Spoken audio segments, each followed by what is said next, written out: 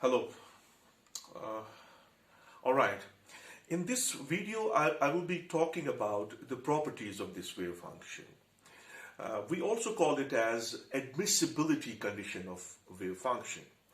Now, the very first important property of this wave function psi is that this psi must be single valued. Single valued.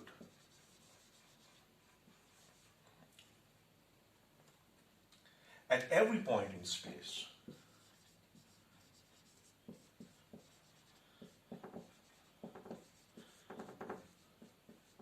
What does that mean? It means, if for the sake of argument, if I assume that at some point in the space, the value of psi, it has multi-values. That means on making calculations on the probability density of psi, we will be having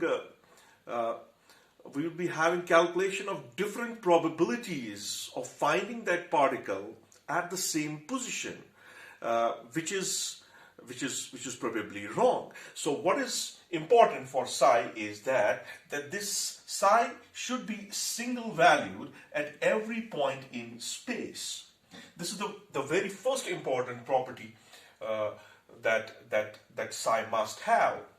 The next important condition is that this psi should be finite.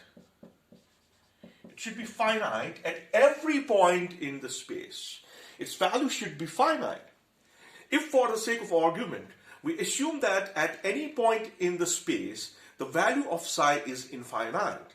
So, having the value of psi as infinite will lead to the calculations of probability density, psi star, and these calculations will completely describe the complete localization of the material particle, which is against the wave properties that are associated with the material particle. So what is essential for this psi is that its value should be finite at every point in the space.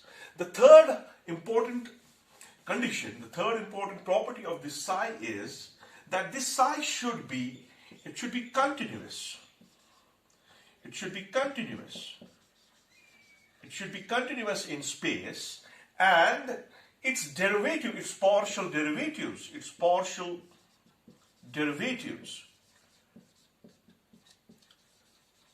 should also be continuous.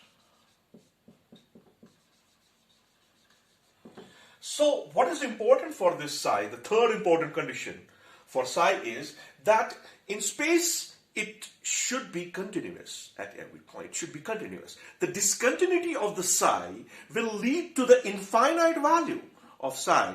If psi has infinite value, now suppose this psi is discontinuous at any point in the space. That means the value of psi at that point in the space is infinite. Also, if we take the partial derivative of psi at that point, that will also lead to the infinity. So this way, these three conditions, the first important condition is that psi must be single valued at every point in the space. This is the very important. This is the very first important condition, very first important property of the psi. The second thing is that this psi should be single valued at every point in the space. The third important condition is that this psi should be continuous in the space, and its partial derivatives should also be continuous in the space. This will lead to an introductory solution